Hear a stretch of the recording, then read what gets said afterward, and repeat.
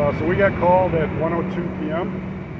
For structure fire in the 800 block of 22nd Street. When crews arrived, they found heavy fire coming from 845 and is actually exposing onto 843 22nd Street. So we had two structures involved. Obviously, you can see the one to the south has more damage, which was probably where the house of origin. So crews had to pull some large lines to protect the exposure. That's kind of one of the things we do first, is try to keep the fire from jumping from house to house.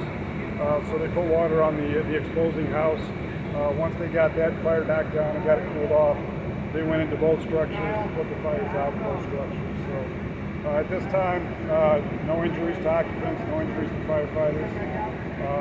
The fire marshal is on scene. He's going to start a cause and origin investigation, so it's way too early to tell what may have caused it.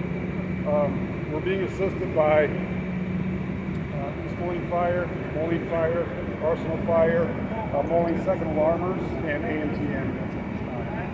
Were there occupants in either home at the time? I believe there was, but they were out of the house at the time. And actually, I think police officers had to try to stop them from going in to salvage some of their stuff.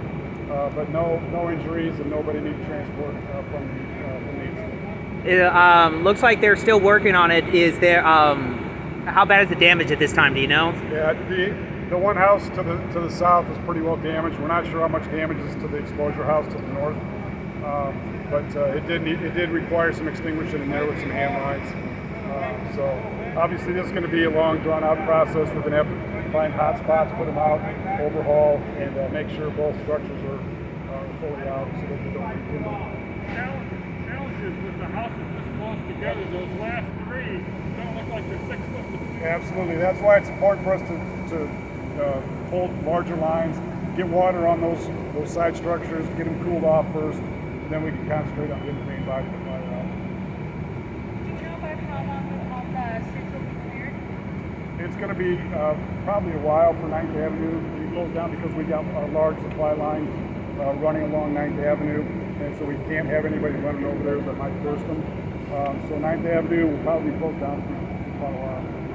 Do you know how many people were? Do you know how many people lived in both of those? I don't have that number at this time, Tony. And do you know if the Red Cross has been notified at this time? There probably will be. We're just starting the process of identifying who the occupants are and see if they need assistance. But we'll most likely call them if they need it. Do you know anything about any pets? I don't have any information on any pets right now.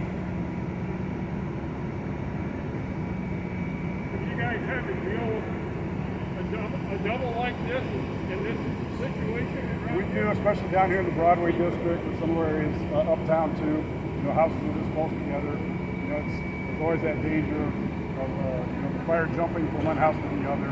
So that's why we try to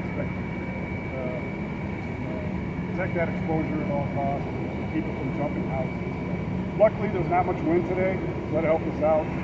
And obviously, our crews do a phenomenal job getting water on the fire quickly. Was there any damage to the gray house, the one on the corner? I think 847. I haven't had a chance to look at that one yet, Okay. Tony, but yeah, it's quite possible, as close as it is, that there might be some exterior damage at the minimum. Okay. I might have missed it. What time did the call come in? 1:02 p.m. Yes, we've been on scene just about an hour. Thank you. Right, thank you.